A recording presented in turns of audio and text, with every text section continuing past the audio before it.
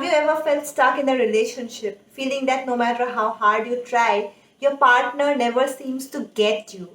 Have you ever felt that your partner doesn't respect you enough, but if you let them go, you're never going to find someone else because they are the best you can get? If your answer to either of these questions was yes, then my friend, you are not alone. These are some of the most common relationship problems people from all over the world face. And in today's video, I'm going to discuss all of that with a professional relationship coach. Hello everyone. My name is Anangsha Alammyan and welcome to a brand new episode of Talk to a Coach with Anangsha. On today's episode, I have with me Tara Blair Ball, who's a relationship coach and also one of my most favorite writers on Medium. In this video, we talk about gaslighting, codependency in relationships, how to have healthy conflicts with your partner, and how to draw boundaries with your partner without hurting them or coming across as selfish.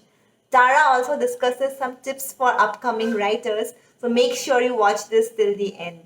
Hey Tara, welcome to the show. Thank you so much for being here. Thanks for asking me. So before we get started, can you tell us a little bit about your journey? How did you get started into relationship coaching and how has it been for you so far?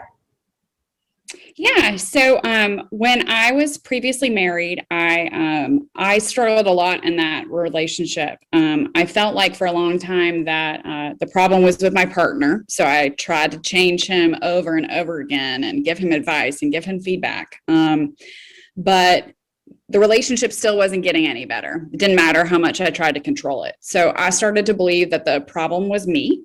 So I started doing so much.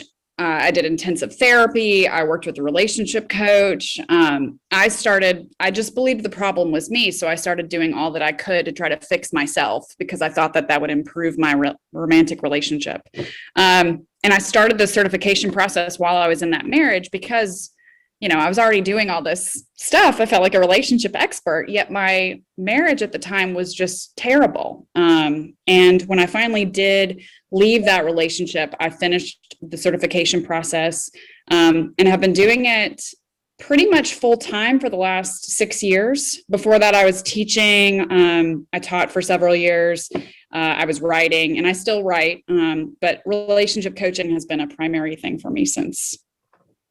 That's so inspiring that you turned your pain, let's say, into something that's career right now. It's really inspiring.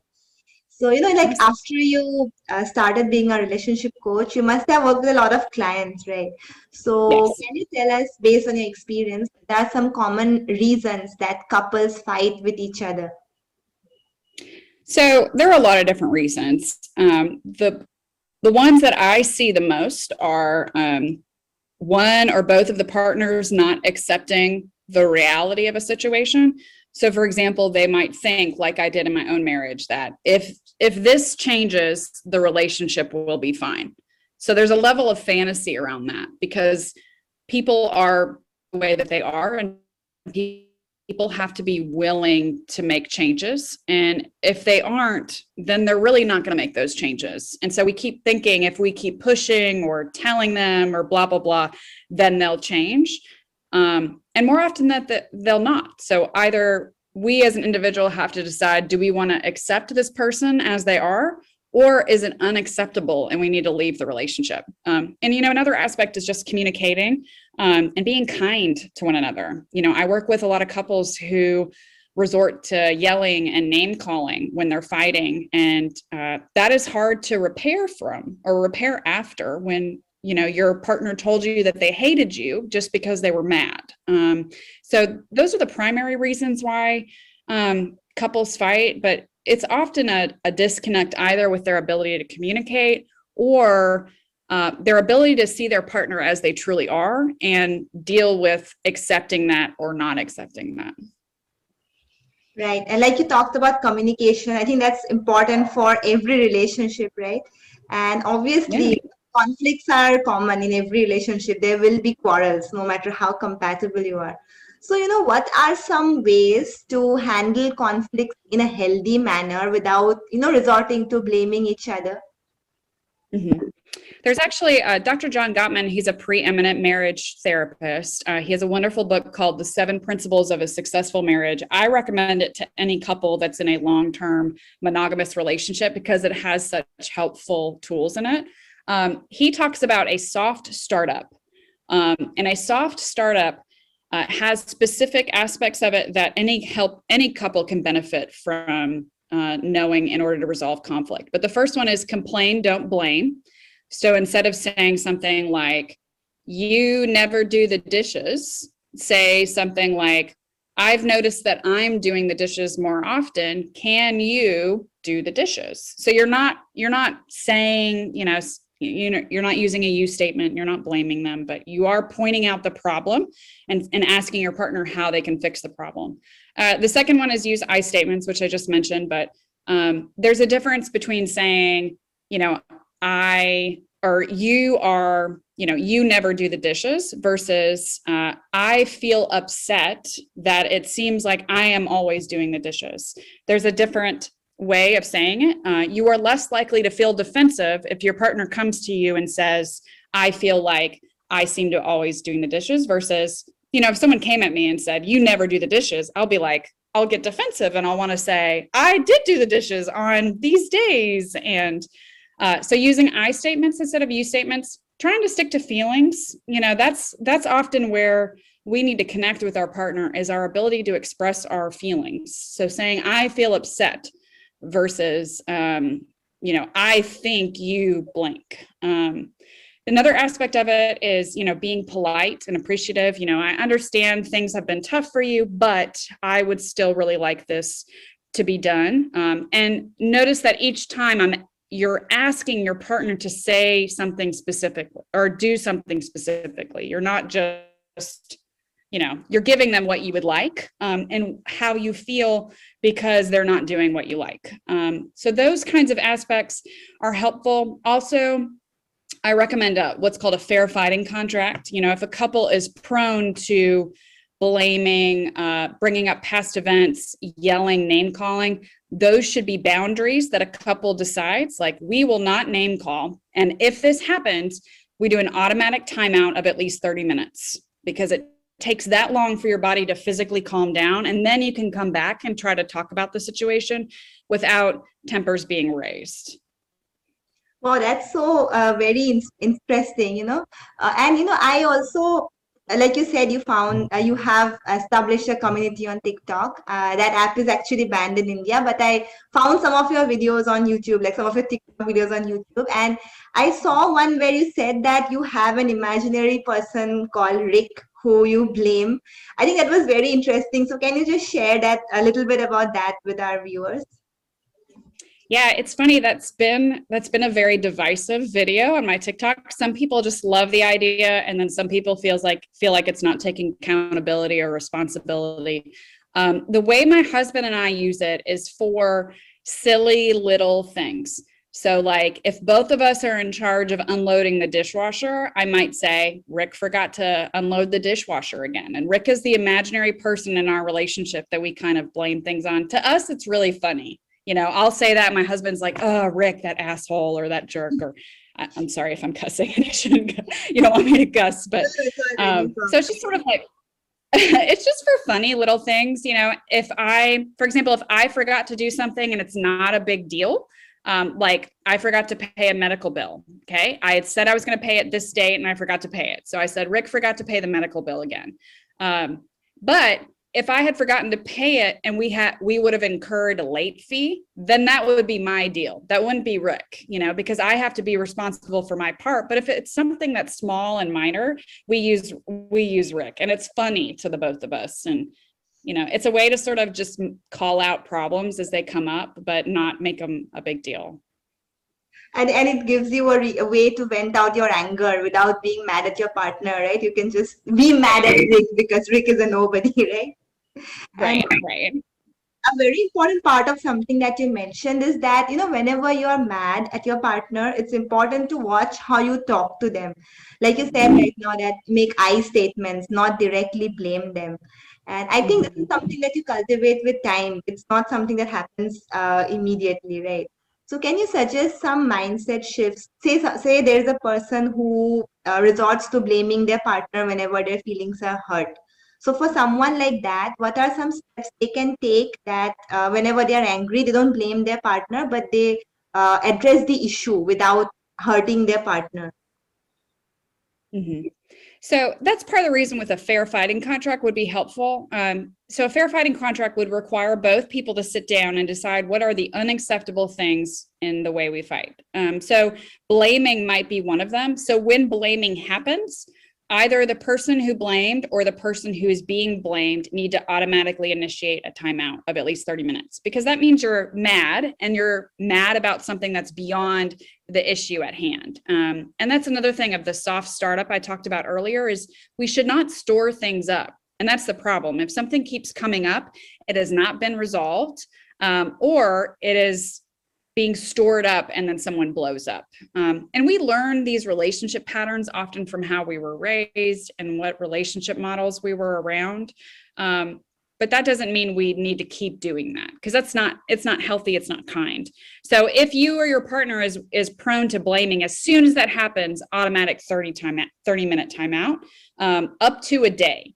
So 30 minutes to a day. It should not be longer than a day. That can get into what's called stonewalling, which is where you just ignore your partner for longer than a day. If it's longer than a day, it's extremely abusive, and it's not okay. So a minimum of 30 minutes, a max to 24 hours. And then when you come back, you should be able to say, I'm sorry, I tried to blame you. I am mad about blank. It's, I would just like this problem to change. It shouldn't be about, it should be you against you and your partner against the problem, not you against your partner. You guys are supposed to work together. You're a team. And that's a way to sort of refocus it. That's such an important point. And I think many people, not just in romantic relationships, whenever they are in some kind of conflict, they forget this point, and it always becomes a me versus you and not like an us versus the problem. So thanks Yes. for sharing that. And I'm sure it would be helpful for our viewers, because this is a mindset shift, but it happens if you keep practicing it, right? Exactly. So, I'd like to ask you, Tara, what's a very common relationship advice that you disagree with and you think it's not correct? Uh, I hear a lot that things like, I just need to find the right partner. And that thinking implies that all of our relationship issues will be fixed if we find the right person. And I'm so against that. And a lot of it too is, and I'll talk about this probably a little later with one of your other questions, but there's no right person. There's only someone who's going to meet us where we are. So however we are and what relationship issues we have, we are likely going to attract that in another person. So there's no magic, perfect soulmate. There's no person that's going to come into our lives and we're not going to have no problems with. We are still going to have to learn and navigate being in a relationship with someone else. And that's regardless of, how perfect they are. We're still going to have stuff to work with them. There's no such thing as, I'm not going to have these issues if I just found another person. You will still probably have those issues. It'll just be with another person.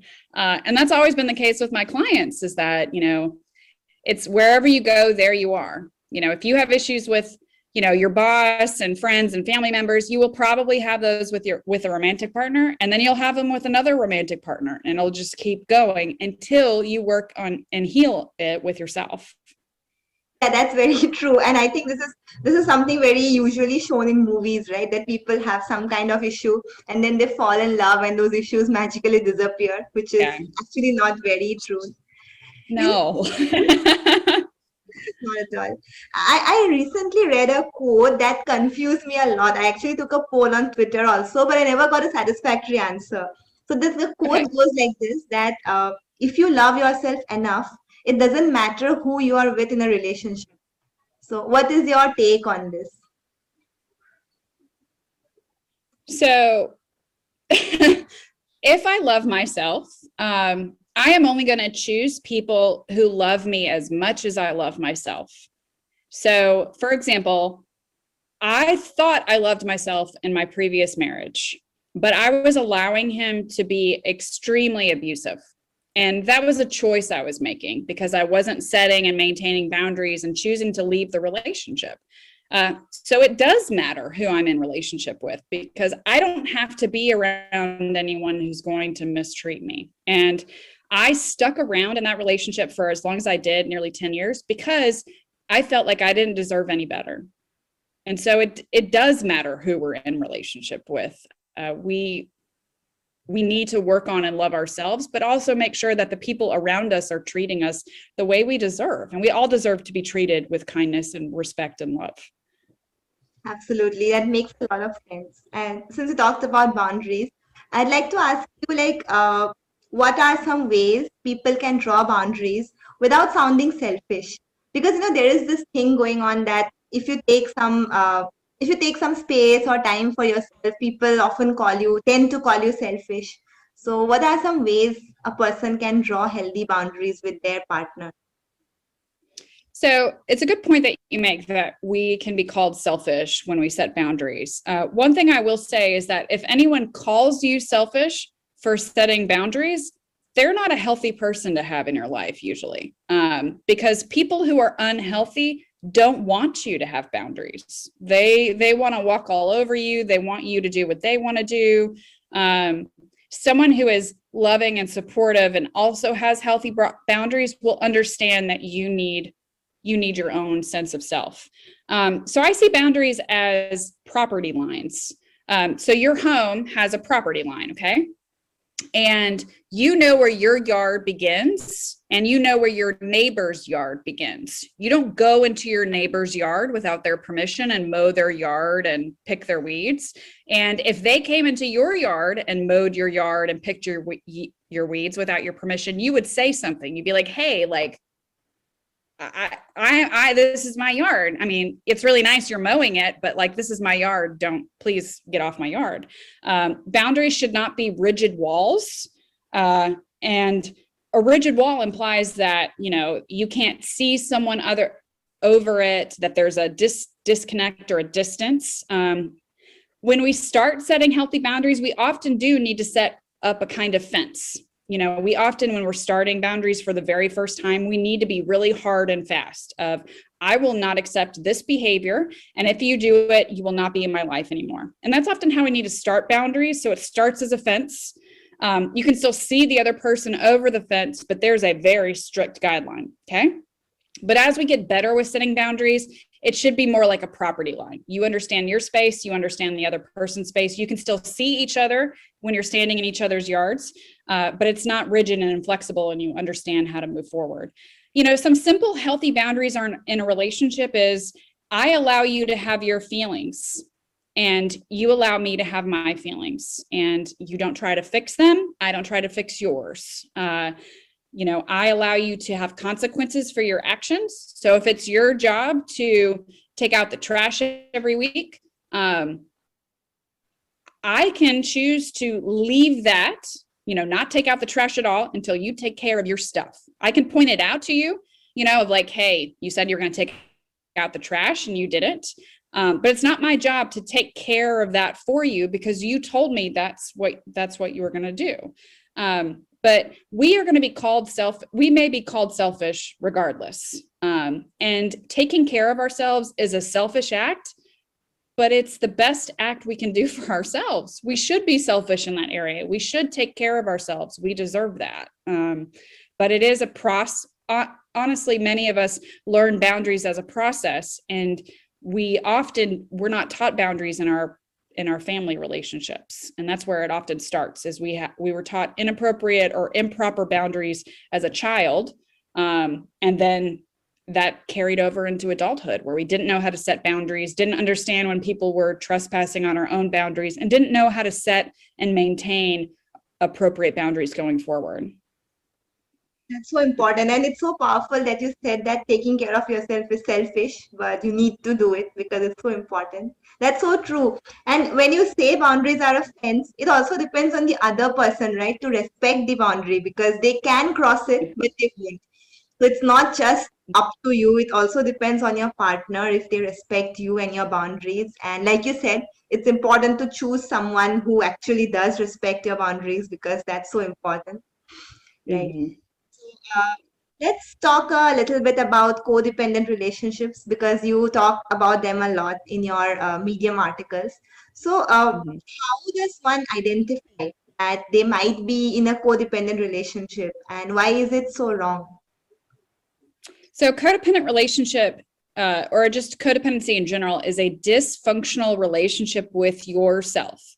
You do not understand your own thoughts, feelings, and desires. And you sacrifice your own goals, dreams, desires, feelings for the sake of someone else, whether it be your parent, a romantic relationship, a child. But things are always at expense of yourself. Like you need to write a paper for school, but instead of doing that, you help your partner with their homework. Or you go and cook dinner for your partner before you even cook dinner for yourself. So you're constantly doing things for others, but it's transactional. You're expecting something in return. If I do this, they're going to love me the way that I want them to love me. Or if I do this, they're going to, I don't know, get the job that they want, be happy. Often codependents are trying to, they believe they can't be happy if those around them are not happy. So they're constantly trying to change and fix those around them. And it's a miserable existence. And I know that because that's how I lived. I believed that if my partner would change, if he would be happy, I would be happy. And it's, again, it was all at the expense of myself. I wasn't doing what I needed to do to take care of myself. I wasn't moving forward in my goals because here I am focusing all of my energy on fixing this other person and helping him reach his goals and desires. Um, and it was all at the expense of me. So codependency often starts as that. And then the first step in recovery from codependency is taking some of that energy that you use directed at that other person towards yourself, like doing the things that we talked about, setting appropriate boundaries, instead of, being able to say, hey, I would love to help you on your homework, but I really need to write this paper first. If I get that done and have enough time, I'd be glad to help you. Or, I need to eat as well. Why don't I cook dinner for the both of us? Or can you help me cook dinner for the both of us? Like being able to remember that you take up space and that you matter in your relationship. This other person is not above you, and making that an effort and a priority. That's so powerful. So I just have this one question, okay, especially in a country like India. Uh, when I have seen with my family, with my mother and my grandmother, that the women in the family, they are supposed to be the caregivers, the people who take care of the rest of the family members. So there is this inherent thing in Indian women that if they don't take care of everyone first, they don't deserve to take care of themselves. So, like, have you Mm. seen this with, like, do you think it's a common problem with, like, gender specific problem that women tend to, take care of everyone and then ignore themselves in this process? Do you think it's linked somehow to this generations of conditioning? It's definitely, there are some, I've had several Indian clients, and it definitely can be cultural. And that can be even more difficult. For example, I was working with an Indian woman whose husband was having an emotional affair on her, but she was being blamed for that, being blamed that she wasn't fulfilling her husband's needs, regardless of the fact that he was getting his emotional needs by another woman. And so there's definitely a cultural aspect of that can make it more difficult. But just because something's cultural doesn't mean that it's healthy. That woman wasn't to blame for the fact that her husband was, having an emotional affair. He chose to take his emotional life and share it with someone other than his wife. But there is definitely, I work with a lot of women right now, and there's definitely the idea that, and so much of it is cultural here in the United States too, of this idea that you have to be a super mom. You have to, you got to work and take care of your husband and your kids. And there's often here in the United States this idea that men cannot take care of themselves.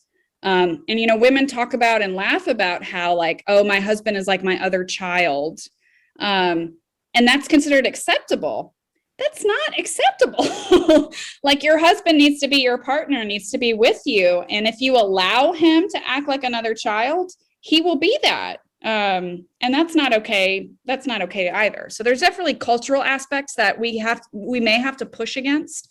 And women in general, we're already expected to take care of a lot of the emotional labor of our families and just our kids in general.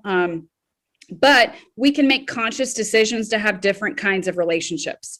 My husband and I both work full time. We both take care of our home and our children. We share it equally. And that's something that we decided before we got married. We just went ahead and divided it because we both cared a lot about our careers as well as our kids, and we have to outsource help. Like, we pay someone to mow our yard and we pay someone to help clean twice a month.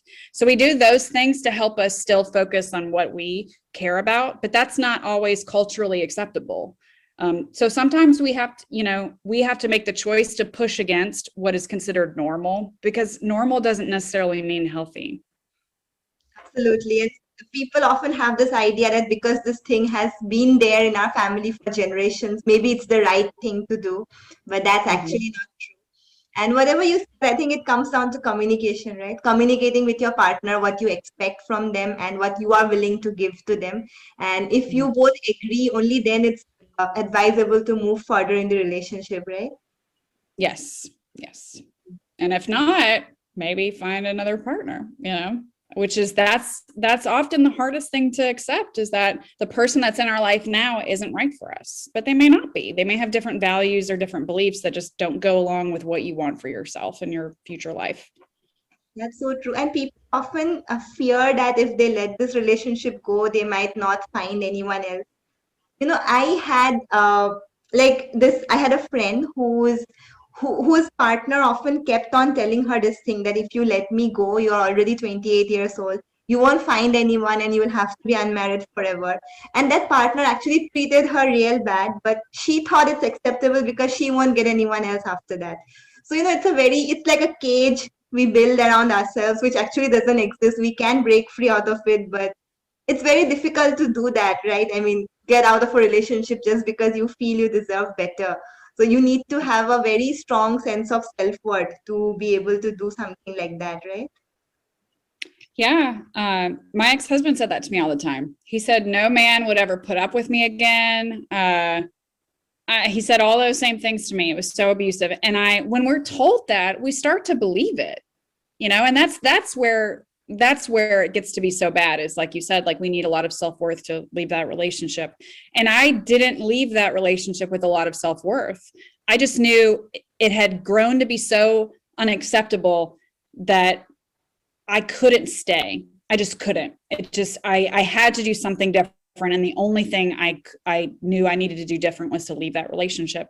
And you know what? When I started dating, I had plenty of men who wanted to put up with me, like plenty. I had no problem finding men to date. And I'm married now, and my husband is wonderful and treats me wonderfully. Like, if I had believed that, I would have stayed stuck in that horrible, abusive relationship, but that first step to leaving that relationship is the scariest one that we will ever take, because we don't know. There's nothing set in stone for the future.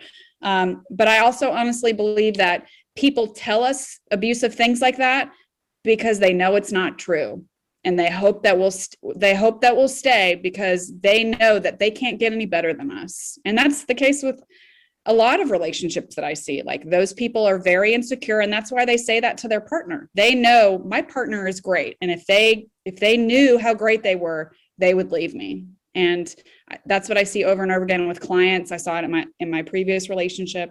So if someone's telling you that, you can do so much better. You just can.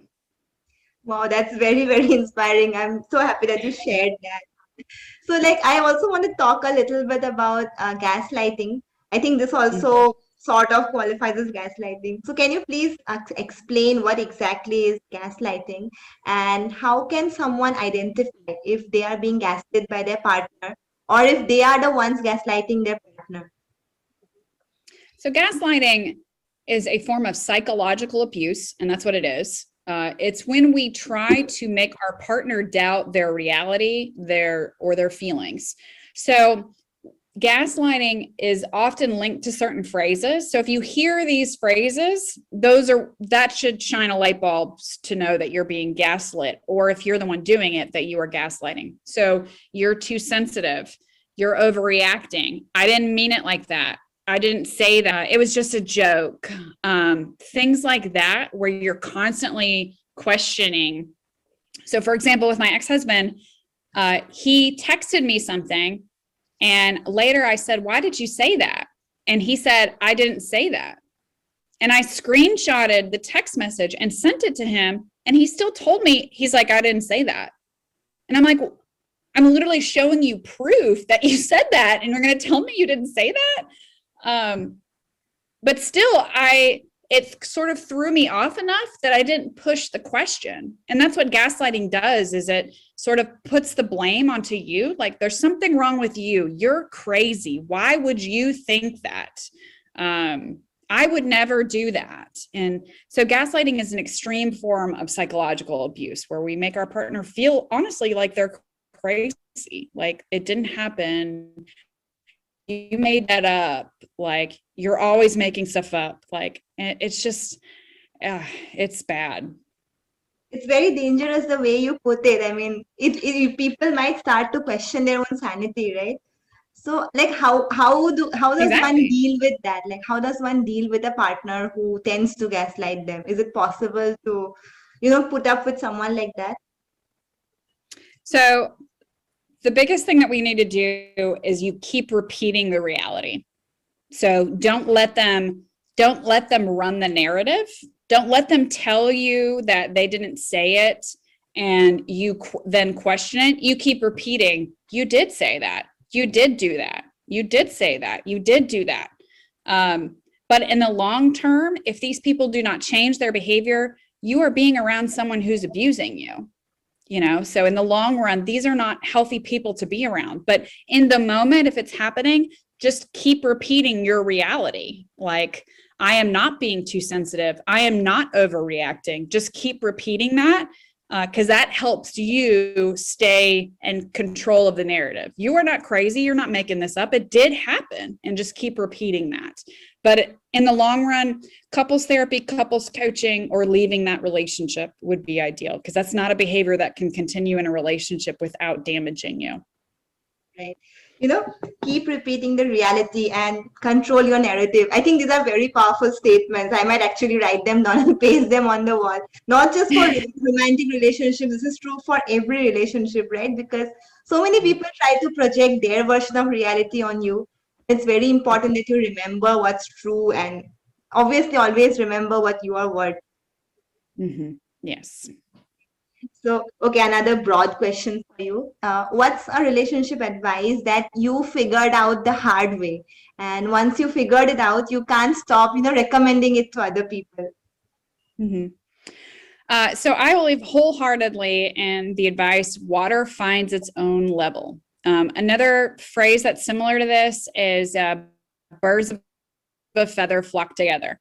So if you are looking at your partner and saying, "Man, they don't communicate well," or they fight in a way that's nasty, or whatever, you should take some time to look at yourself. And are you communicating all that well? Do you fight nasty? Because it's highly likely that if you spot it in your partner, you also have it. So you can also say, like, "You spot it, you got it," that kind of thing. I spent a lot of time in my previous marriage looking at my partner and like, it's like I had a laundry list of things that he was doing wrong. But if I had taken some time to be introspective, and I did have to do that later, I would have realized that I had all of those same qualities too. So if I have a partner that I think is messed up or has these bad qualities, there's something about me too in there, like I'm likely doing that same behavior, or I chose that behavior or chose that partner and then allow those behaviors to continue by not setting and enforcing appropriate boundaries. So that's an advice. I mean, I say it all the time that if your partner is the problem, you're probably 50% of that problem too, and that's not a good, it doesn't feel good to hear that. I just know that for myself, but it's how we can actually start moving forward, is when we recognize our part in our relationships. There is a saying in Hindi, it goes like this: Tali ek haath se nahi bajti. Translating to English, it means that you can't clap with one hand.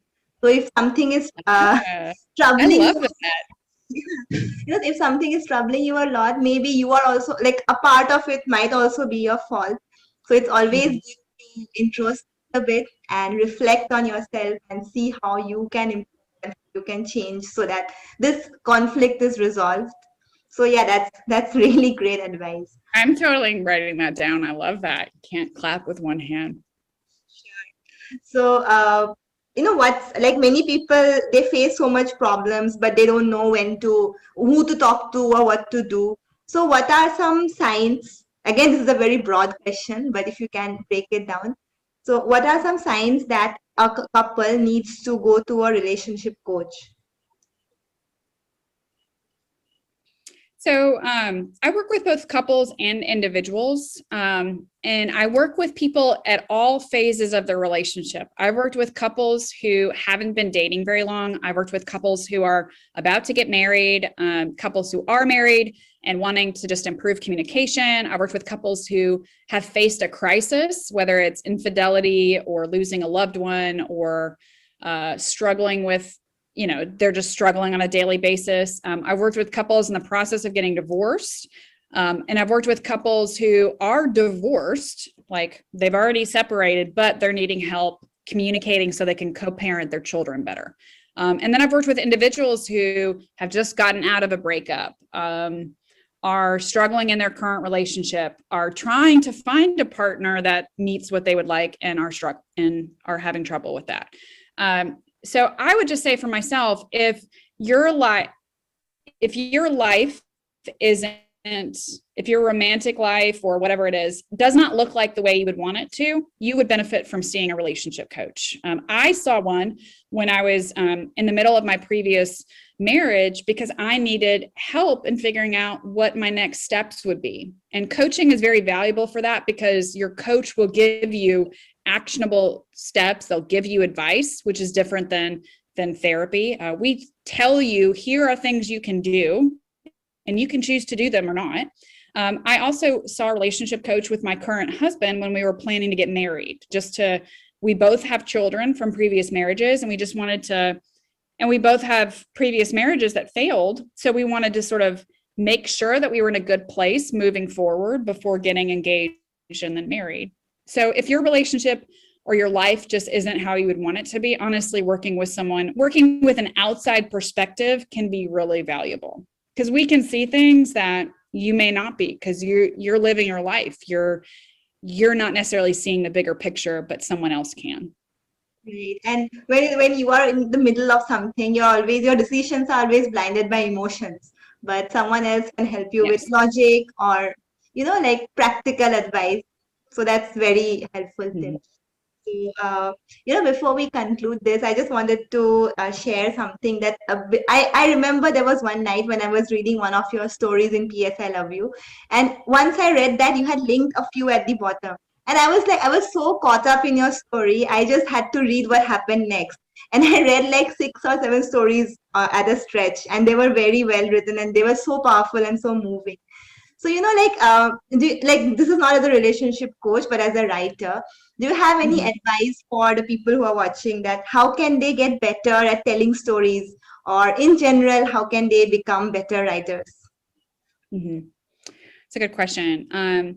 I started writing following my. I had always written, but I did not write nonfiction. I did not write personal essays until the end of my marriage, because I was sort of needing a way to process how I was feeling. And what a lot of people identified with was just the vulnerability of my pieces.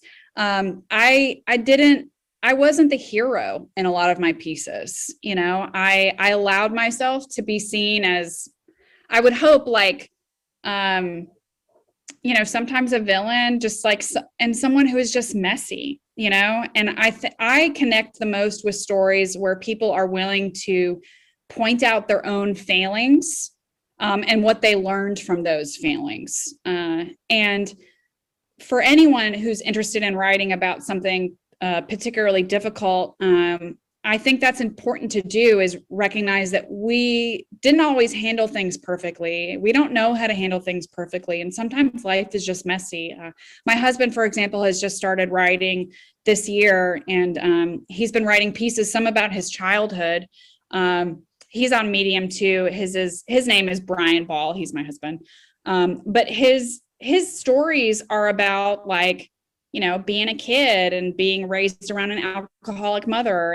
But again, it's his failings. And it's always important and valuable it's not just your experience, it's also the experience of others. Like, allow people to connect to the feelings, because everybody's story is different, but we can relate to each other's feelings. So making sure you're sharing the good and the bad of you, but also just how you feel about what's going on, because people will be able to relate to that and take something away from that for themselves.